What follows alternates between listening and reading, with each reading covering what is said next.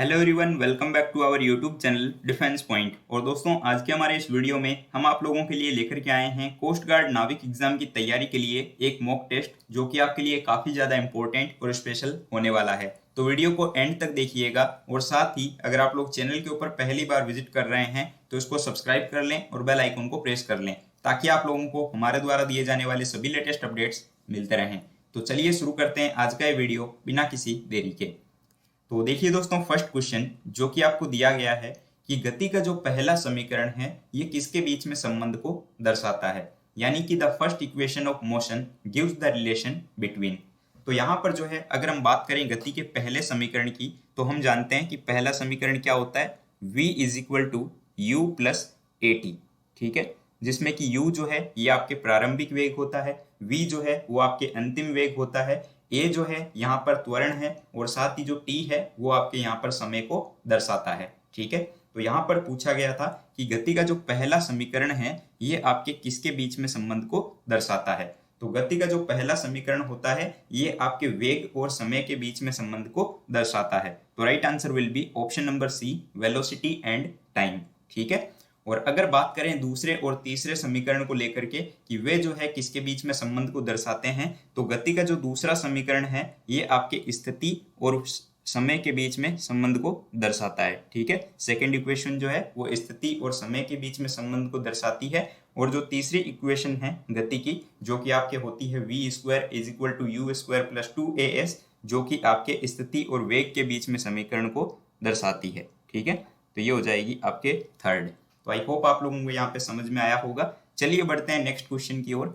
अब देखिए question number 2, और यहाँ पर जो है क्वेश्चन दिया गया है कि प्रदीप्ति की जो माप है ये निम्न में से किसका उपयोग करके की जाती है। ठीक है, तो ऑप्शंस दिए गए हैं milli volt meter, stroboscope, lux meter या फिर पीएच मीटर। तो यहाँ पर दोस्तों आपका करेक्ट आंसर हो जाएगा option number C, lux meter. ठीक है, तो प्रदीप्ति की जो माप होती है ना ये आपके लक्स मीटर के द्वारा की जाती है। और लक्स जो है ये क्या होता है, तो लक्स जो है ये एक व्युत्पन्न इकाई है जो कि ल्यूमेन के ऊपर आधारित होती है। ठीक है, चलिए नाउ क्वेश्चन नंबर 3, और यहाँ पर जो है आपको क्वेश्चन दिया गया है कि एम्पियर सेकंड जो है ये किसकी इकाई होती है, यानी कि ampere second is the unit of. तो यहाँ पर चार ऑप्शंस आपको दिए गए हैं, आवेश, शक्ति, वोल्टेज या फिर ऊर्जा। तो दोस्तों हम लोग जानते हैं कि आवेश के प्रवाह की दर जो होती है वो धारा कहलाती है, और हम जानते हैं कि I इज इक्वल टू क्या होता है, तो I इज इक्वल टू होता है आपका Q अपॉन टी। ठीक है, तो इसको हम बोल सकते हैं एम्पियर। ठीक है, एम्पियर इज इक्वल टू क्या हो जाएगा, Q क्या होता है, आवेश। ठीक है, और T को हम लिख सकते हैं यहाँ पर सेकेंड। तो यहां से आपको क्या समझ में आ रहा है कि आवेश इज इक्वल टू क्या हो जाएगा, तो आवेश इज इक्वल टू हो जाएगा एम्पियर सेकंड, यानी कि एम्पियर सेकंड जो है वो किसकी इकाई है, तो एम्पियर सेकंड जो है वो विद्युत आवेश की इकाई होती है। तो right answer will be option number A. I hope आप लोगों को यहाँ पे ये समझ में आया होगा। और हाँ दोस्तों, साथ ही जो है मैं आप लोगों को बताना चाहूंगा टेक्स्ट बुक के बारे में। दोस्तों टेक्स्ट बुक पर जो है अभी गणेश चतुर्थी के अवसर पर जो है एक स्पेशल सेल चल रही है, जिसमें कि आप लोगों को टेक्स्ट बुक का जो ईयरली पास है वो सिर्फ और सिर्फ 315 रुपए में देखने को मिल जाएगा। और दोस्तों टेक्स्ट बुक के एक ही पास के अंदर आप लोग जो है जितने भी गवर्नमेंट एग्जाम्स होते हैं उनके लिए प्रीमियम मॉक टेस्ट और साथ ही जो है जो प्रीवियस ईयर क्वेश्चंस हैं उनको एक्सेस कर सकते हो। और दोस्तों अगर आप लोग यहाँ पर हमारा कूपन कोड DP10 यूज करते हो तो इससे आप लोगों को जो है एडिशनल 10% का डिस्काउंट भी देखने को मिल जाएगा। तो दोस्तों टेक्स्ट बुक पास को परचेज करने के लिए लिंक आप लोगों को हमारे इसी वीडियो के नीचे डिस्क्रिप्शन बॉक्स में दी गई है, तो आप लोग यहाँ से जो है इसको परचेज कर सकते हो। काफी अच्छा मौका है, तो आप लोग जो है इसको परचेज कर सकते हैं। लिंक जो है वो वीडियो के नीचे डिस्क्रिप्शन बॉक्स में देखने को मिल जाएगी। तो चलिए बढ़ते हैं नेक्स्ट क्वेश्चन की ओर। अब देखिए क्वेश्चन नंबर 4, और यहाँ पर जो है क्वेश्चन दिया गया है कि select the most appropriate meaning of the given idiom. तो यहाँ पर दोस्तों आपको एक ईडियम दिया गया है अंडर रैप्स। ठीक है, जिसका मतलब होता है छुपाना। ठीक है, और यहाँ पर आपको ये बताना है कि ये जो ईडियम है इससे मिलता जुलता मीनिंग जो है वो आपको इन चार ऑप्शंस में से कौन सा दिख रहा है, यानी कि यहाँ पर जो है मोस्ट अप्रोप्रिएट मीनिंग या फिर जो है मोस्ट सूटेबल मीनिंग कौन सा हो जाएगा इन ऑप्शंस में से इस ईडियम के लिए। ठीक है, तो अंडर रैप्स जिसका मतलब होता है आपके छुपाना, क्या हो जाता है, छुपाना। ठीक है, और यहाँ पर जो है आपके अगर छुपाना मतलब होता है अंडर रैप्स का, तो अगर आप लोग इन चार ऑप्शंस को देखें तो आपको यहाँ पर ऑप्शन नंबर सी में दिख रहा होगा सीक्रेटली। ठीक है, तो सीक्रेटली का भी मतलब क्या होता है? सीक्रेटली का भी मतलब होता है आपके छुपाना। ठीक है ना, तो राइट आंसर हो जाएगा आपके यहाँ पर ऑप्शन नंबर सी। अब देखिए दोस्तों क्वेश्चन नंबर 5, और यहाँ पर जो है आपको क्वेश्चन दिया गया है कि select the most appropriate antonym of the given word. तो यहाँ पर जो है आप लोगों को एंटोनियम बताना है, यानी कि विलोम शब्द। ठीक है, और यहाँ पर जो है आपको वर्ड दिया गया है डेवियस। ठीक है, तो डेवियस वर्ड के लिए आपको यहाँ पर एंटोनियम बताना है। तो डेवियस वर्ड का मतलब होता है टेढ़ा। ठीक है, क्या हो जाता है इसका मतलब? टेढ़ा। तो अब यहाँ पर जो है एंटोनियम बताना है, यानी कि विलोम शब्द बताना है। तो चार ऑप्शंस दिए गए हैं, डिसाइडफुल, स्वेड, स्ट्रेट या फिर कैलकुलेटिंग। ठीक है, तो यहाँ पर जो है दोस्तों आपका राइट आंसर हो जाएगा ऑप्शन नंबर सी, स्ट्रेट। ठीक है, क्योंकि जिस प्रकार डेवियस का मतलब होता है टेढ़ा, उसी प्रकार से स्ट्रेट का मतलब क्या होता है? तो स्ट्रेट का मतलब होता है सीधा। ठीक है, तो राइट आंसर हो जाएगा ऑप्शन नंबर सी। अब देखिए डिसाइडफुल का मतलब क्या होता है? तो डिसाइडफुल का मतलब होता है धोखेबाज। ठीक है, क्या होता है? धोखेबाज। और इसके अलावा जो ऑप्शन नंबर बी में वर्ड आपको दिया गया है, इसका मतलब होता है चालाक। ठीक है, और कैलकुलेटिंग का मतलब आप सभी लोग जानते ही हैं कि गणना करना या फिर परिकलन आप बोल सकते हैं। ठीक है, परिकलन। अब देखिए दोस्तों क्वेश्चन नंबर 6, और यहाँ पर जो है आप लोगों को क्वेश्चन दिया गया है कि select the correct indirect form of the given sentence. और दोस्तों आपको जो है इस टाइप के क्वेश्चन नाविक एग्जाम में हर शिफ्ट में जो है 2 क्वेश्चन देखने को मिलेंगे। तो काफी इंपॉर्टेंट क्वेश्चन होने वाला है, इसको ध्यान से समझिएगा। ठीक है, तो यहाँ पर देखिए आपको सेंटेंस दिया गया है कि Anju said to Vijaya, you can stay with us whenever you are in Delhi. ठीक है, तो अब आपको यहाँ पे बताना है कि इसका जो करेक्ट इनडायरेक्ट फॉर्म है इन चार ऑप्शंस में से कौन सा होगा। ठीक है, तो अगर आप लोग दोस्तों इस सेंटेंस को देखें तो यहाँ पर आपको पता चल रहा है कि ये जो है ना डायरेक्ट स्पीच का रिपोर्टेड स्पीच एसरेटिव सेंटेंस में है।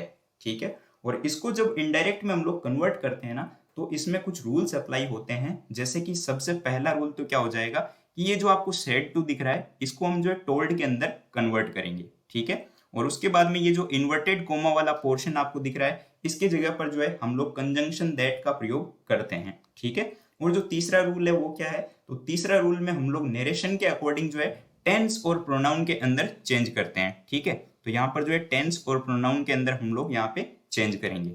तो दोस्तों ये जो है आपके सेंटेंस क्या हो जाएगा जब इसको हम कन्वर्ट करेंगे तब? तो ये हो जाएगा आपके Anju told Vijaya that she could stay with them whenever she was in Delhi. ठीक है, जो कि आपको यहाँ पर ऑप्शन नंबर ए के अंदर दिया हुआ है।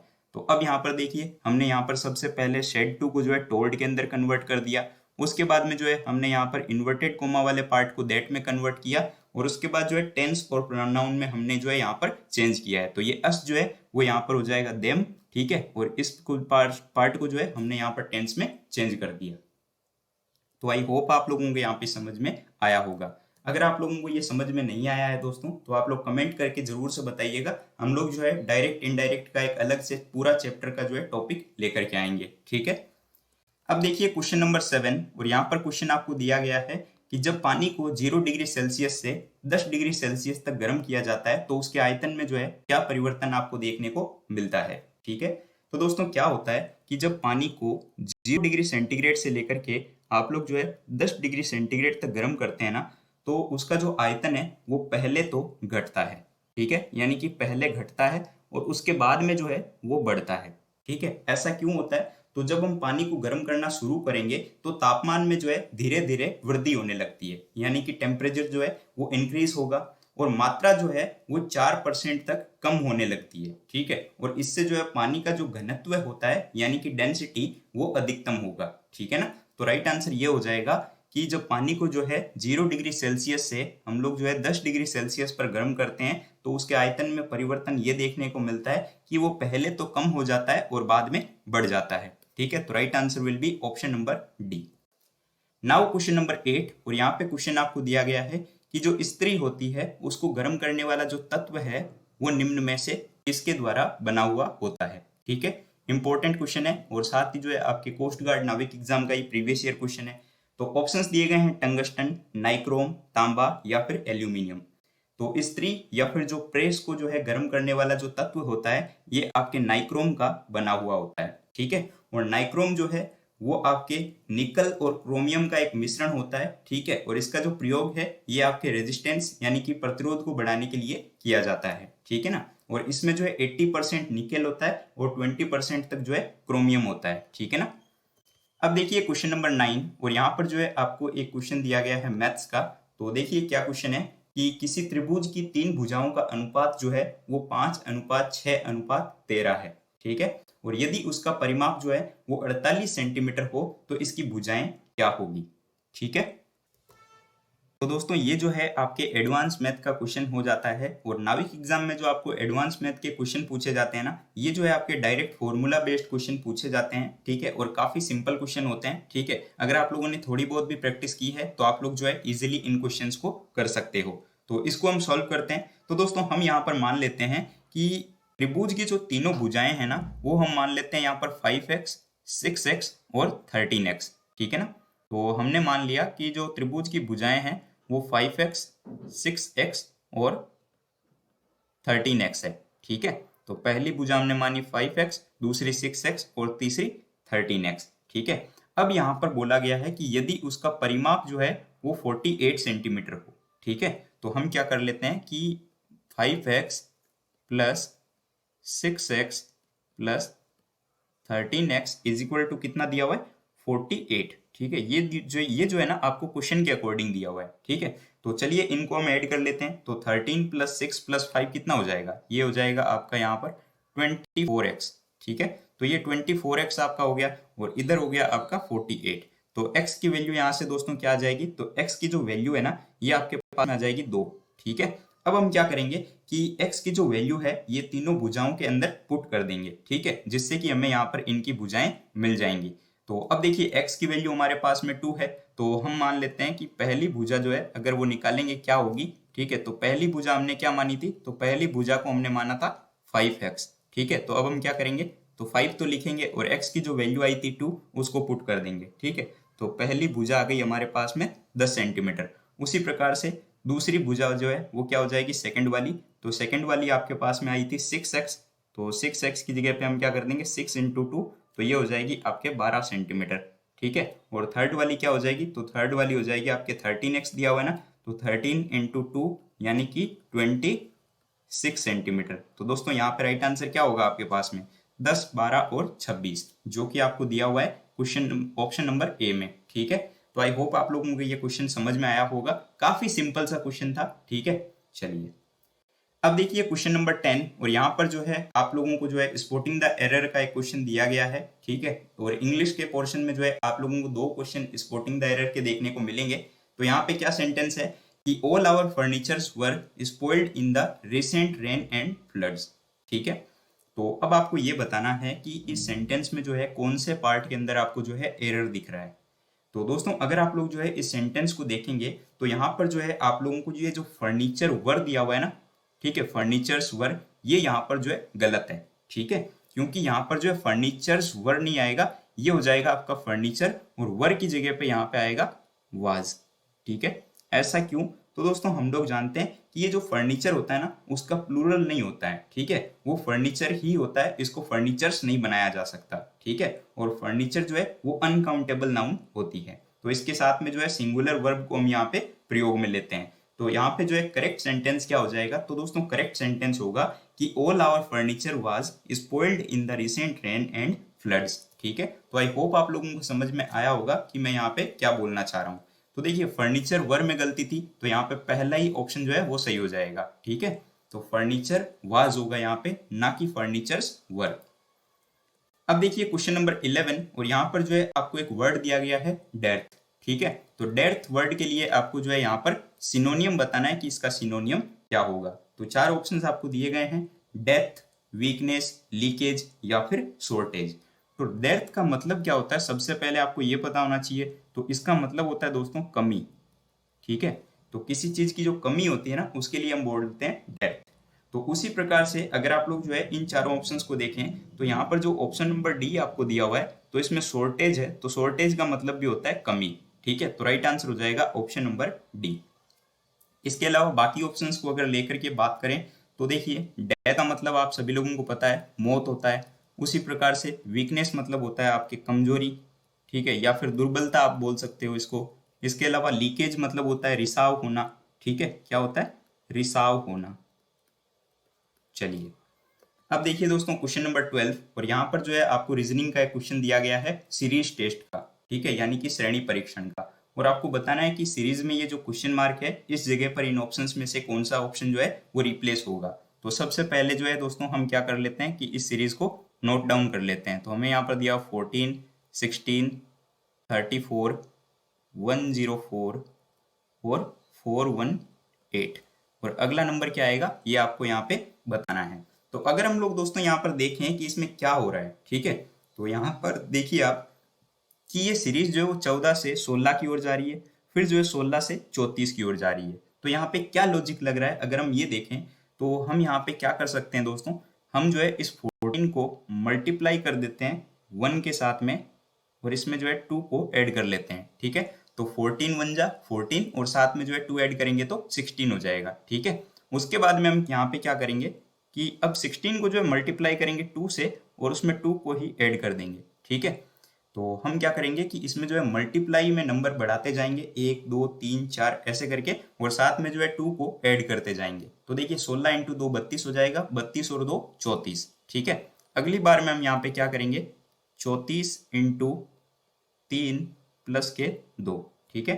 तो 34 इंटू 3 यानी कि 102, और 102 के अंदर हमने 2 को ऐड किया तो 104 हो गया, ठीक है। उसी प्रकार से जो है 104 इंटू 4 प्लस के 2 यानी कि 418 आ गया। अगली बार में जब हम 418 को मल्टीप्लाई करेंगे 5 के साथ में, ठीक है, और उसमें जब 2 को ऐड करेंगे ना, तो यहाँ पे देखिए क्या हो जाएगा 2090 प्लस 2 2092, ठीक है। तो यहाँ पे करेक्ट आंसर आ जाएगा दोस्तों आपका option number C. I hope आप लोगों को ये क्वेश्चन समझ में आ गया होगा, और इस टाइप के क्वेश्चन जो है आपको नाविक एग्जाम में देखने को मिलते हैं। अब देखिए दोस्तों क्वेश्चन नंबर 13, और ब्लड रिलेशन का एक क्वेश्चन दिया गया है। और दोस्तों ब्लड रिलेशन के क्वेश्चन को जो है हम स्टेप बाय स्टेप सॉल्व करते हैं, यानी कि लाइन टू लाइन जो है इनको हम सॉल्व करते हैं। तो देखिए क्वेश्चन दिया गया है कि वरुण जो है वो चेतन का पुत्र है, ठीक है। तो ये मान लीजिए कि कोई चेतन है, ठीक है, और इसका एक पुत्र है जिसका नाम है वरुण, ठीक है।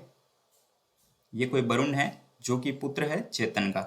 चलिए, उसके बाद में क्या बोला है कि अद्विता और चेतन जो है वो विवाहित युगल है, ठीक है, यानी कि अद्विता और चेतन जो है वो आपस में कपल है। तो चेतन की पत्नी कौन हो गई, अद्विता, ठीक है। तो अद्विता जो है वो चेतन की पत्नी है। तो प्लस का मतलब ये है कपल को दर्शाना, ठीक है। चलिए, उसके बाद में बोला गया है कि प्रकुल जो है वो चेतन का भाई है, यानी कि ये जो चेतन है ना, इसका एक ब्रदर है, ठीक है, जिसका नाम है प्रकुल। तो ये हो गया प्रकुल, जो कि इस चेतन का क्या लगता है, भाई लगता है। चलिए, उसके बाद में बोला है कि दिया जो है वो अद्विता की बेटी है, यानी कि जो अद्विता है ना, इसकी एक बेटी है जिसका नाम है दिया। चलिए, ये कोई दिया हो गई जो इसकी बेटी हो गई। अब क्या बोला जा रहा है कि सुमन जो है वो वरुण का भाई है, ठीक है। सुमन जो है वो वरुण का भाई है। चलिए, तो ये जो वरुण है ना, इसका एक भाई है जिसका नाम है सुमन। चलिए, ये हो गया सुमन जो कि इस वरुण का भाई है। अब क्या बोला जा रहा है कि दिया जो है ना वो वरुण से किस प्रकार से रिलेटेड है, ये आपको बताना है, ठीक है। चलिए, मैं यहाँ पर पेन का कलर चेंज करके आपको बता देता हूँ। तो दोस्तों आप लोग यहाँ पे देख सकते हैं कि ये जो दिया है ना, इसका इस वरुण के साथ में रिलेशन पूछा जा रहा है, ठीक है। तो यहाँ पर आप लोगों को इस फिगर से समझ में आ गया होगा कि दिया जो है वो वरुण की बहन ही लगेगी, ठीक है। क्यों? क्योंकि देखिए चेतन का बेटा है वरुण, ठीक है, और अद्विता की बेटी है दिया, और चेतन और अद्विता जो है ना ये आपस में मैरिड कपल है, ठीक है, यानी कि आपस में पति पत्नी है। तो जो दिया की बेटी होगी वही जो है चेतन की बेटी होगी, और जो चेतन का बेटा है वही जो है अद्विता का बेटा होगा, ठीक है। तो दिया और वरुण जो है आपस में भाई बहन है। तो यहाँ पे करेक्ट आंसर हो जाएगा आपका ऑप्शन नंबर बी, बहन। आई होप कि आपको ये क्वेश्चन समझ में आया होगा। अब देखिए क्वेश्चन नंबर 14, और यहाँ पर जो है आपको कोडिंग डिकोडिंग का सवाल दिया गया है। क्वेश्चन में कहा जा रहा है कि यदि किसी कूट भाषा में राफ्ट को जो है 180 से लिखा जाए, डॉन को जो है 99 से लिखा जाए, तो शावर को किस टाइप से लिखा जाएगा। ठीक है, तो चलिए हम सबसे पहले ये चेक करते हैं कि ये जो राफ्ट वर्ड है इसको यहाँ पर 180 से कैसे लिखा गया है। तो इसमें हम दोस्तों क्या कर सकते हैं कि हम सबसे पहले जो है ये जो आपको लेटर्स दिए हुए हैं राफ्ट में RAFT, इनके जो है हम यहाँ पर अल्फाबेटिक नंबर लिख लेते हैं। उसके बाद में हम चेक करेंगे कि यहाँ पे क्या हुआ है। तो R का दोस्तों नंबर हो गया 18, A का अल्फाबेटिक नंबर होता है 1, F का नंबर होता है 6 और T का नंबर होता है 20। ठीक है, तो इनको अगर हम आपस में ऐड करें तो हमें यहाँ पे 45 मिलता है, लेकिन हमें तो दिया हुआ है राफ्ट इज इक्वल टू 180। ठीक है, तो हमारे पास में तो 45 आ रहा है। तो हम यहाँ पे क्या करेंगे दोस्तों, तो देखिए राफ्ट में कितने लेटर हैं, 1 2 3 4। ठीक है, तो इसी 4 को जो है हम आपस में मल्टीप्लाई कर देंगे। तो यहाँ पर देखिए आपके पास में क्या आ जाएगा, तो यहाँ पर आपको मिल जाएगा 180। ठीक है, उसी प्रकार से देखिए डॉन में किया गया है। ठीक है, तो डॉन को क्या लिखा जा रहा है, 99 लिखा जा रहा है ना। तो डी का अल्फाबेटिक नंबर होता है 4, ओ का 15 और एन का होता है आपके 14। तो इनको आपस में ऐड करते हैं तो 33 आ जाता है, और इनको जो है आपस में किससे मल्टीप्लाई करेंगे, 3 से करेंगे, क्योंकि डॉन में देखिए कितने लेटर हैं, 3। तो ये हो जाएगा आपस में 99। उसी प्रकार से मैं डायरेक्ट जो है शावर के लिए चेक कर लेता हूँ। तो एस का जो है अल्फाबेटिक नंबर होता है 19, फिर यहाँ पर देखिए एच का नंबर हो जाएगा 8 प्लस ओ का नंबर 15 प्लस डब्ल्यू का नंबर 23 प्लस ई का नंबर 5 और आर का नंबर 18। इनको आपस में आप मल्टी ऐड करेंगे तो यहाँ पर देखिए 88 आ जाएगा। ठीक है, अब 88 तो यहाँ पे आ गया, लेकिन अब इसको जो है हमें मल्टीप्लाई भी करना है। तो मल्टीप्लाई किससे करेंगे, तो शावर में जितने लेटर हैं उससे जो है हम मल्टीप्लाई कर लेंगे। तो 1 2 3 4 5 6, तो 6 से जो है 88 को मल्टीप्लाई कर लेंगे तो हमारे पास में यहाँ पे क्या आ जाएगा, 528। ठीक है, जो कि हमारा करेक्ट आंसर हो जाएगा, और ये आपको दिया हुआ है ऑप्शन नंबर बी के अंदर। ठीक है, चलिए अब देखिए दोस्तों क्वेश्चन नंबर 15, और यहाँ पे क्वेश्चन दिया गया है कि कौन सा दिन जो है वो मानवाधिकार दिवस के रूप में मनाया जाता है। ठीक है, यानी कि ह्यूमन राइट्स डे जो है वो कब सेलिब्रेट किया जाता है, ये पूछा जा रहा है। तो 10 दिसंबर को जो है वो मानवाधिकार दिवस के रूप में मनाया जाता है। ठीक है, तो करेक्ट आंसर हो जाएगा यहाँ पर आपका ऑप्शन नंबर सी। अब देखिए क्वेश्चन नंबर 16, और यहाँ पर आपको क्वेश्चन दिया गया है कि यदि PALE, ठीक है, इसको जो है 2134 के रूप में कोडित किया जाता हो, अर्थ को जो है वो 41590 के रूप में कोडित किया जाता हो, तो आपको बताना है कि पर्ल को जो है कैसे लिखा जाएगा। ठीक है, तो इसको जो है हम कॉपी पेस्ट मेथड बोलते हैं। तो इसमें हम क्या करेंगे, सबसे पहले देखिए क्या दिया हुआ है आपको, PALE। ठीक है, और यहाँ पर देखिए PALE को किस टाइप से लिखा जा रहा है, इसको लिखा जा रहा है 2 1 3 और 4 के रूप में। ठीक है, और अब दिया गया है अर्थ, EARTH। अर्थ को कैसे लिखा जा रहा है, तो यहाँ पर अर्थ को बोला गया है कि इसको लिखा जा रहा है 4 1 5 9 और 0 से। ठीक है, तो आपको पूछा जा रहा है कि PEARL, पर्ल को जो है हम यहाँ पर किस टाइप से लिखेंगे। तो दोस्तों हम जो है इसमें से क्या करेंगे कि जिस लेटर के लिए जो नंबर यूज में हुआ है उसी को हम यहाँ से उठा लेंगे। तो P देखिए यहाँ पे आया हुआ है ना, तो P को जो है यहाँ पर इसके लिए 2 को यूज में लिया गया है तो ये 2 आ जाएगा। E के लिए अगर आप देखेंगे तो यहाँ पे 4 यूज में आया है तो ये 4 आ जाएगा। A के लिए यहाँ पर आप देख सकते हैं 1 को यूज में लिया गया है तो ये 1 आ जाएगा। R के लिए 5 को यूज में लिया गया है तो R आ जाए 5 आ जाएगा, और L के लिए क्या हो जाएगा 3। ठीक है, तो यहाँ पे हमारा राइट आंसर क्या हो गया, 24153। ठीक है, तो 24153 जो कि आपको ऑप्शन बी के अंदर दिया हुआ है। अब देखिए क्वेश्चन नंबर 17, और क्वेश्चन नंबर 17 में आपको दिया गया है कि अर्जुन पुरस्कार जो है ये किससे संबंधित है। तो दोस्तों अर्जुन पुरस्कार जो है वो खेल के क्षेत्र में दिया जाने वाला एक पुरस्कार है जो कि खिलाड़ियों को दिया जाता है। ठीक है, तो यहाँ पे करेक्ट आंसर हो जाएगा ऑप्शन नंबर ए, अर्जुन पुरस्कार, जो कि उत्कृष्ट खिलाड़ियों को दिया जाता है। ठीक है, और इसका आरंभ कब हुआ था, तो 1961 में जो है इसकी शुरुआत। दोस्तों क्वेश्चन नंबर 18, और यहाँ पर जो है आपको सिंपल इंटरेस्ट का एक क्वेश्चन दिया हुआ है, और क्वेश्चन में बोला जा रहा है कि यदि किसी राशि का 2 वर्ष का जो साधारण ब्याज है वो अगर 40 रुपए हो, और 2 वर्ष में जो है राशि जो है वो अगर 1040 रुपए हो जाती हो, तो ब्याज की जो दर होगी, ठीक है, तो वो क्या होगी, ये आपको बताना है। काफी सिंपल सा क्वेश्चन है, और इस टाइप का क्वेश्चन अक्सर आपके नाविक एग्जाम में 1 मार्क्स का पूछा जाता है। तो देखिए दोस्तों यहाँ से जो है आपको देखने से क्या पता चल रहा है कि जो मिश्र धन है वो आपके कितना है, यहाँ पर जो मिश्र धन होगा वो आपके यहाँ पर हो जाएगा 1040। ठीक है, तो ये हो गया आपके पास में 1040 रुपये। अब ब्याज कितना है, तो ब्याज आपको यहाँ पर बोला गया है कि जो साधारण ब्याज है ये आपके पास में है 40 रुपये, ठीक है ना।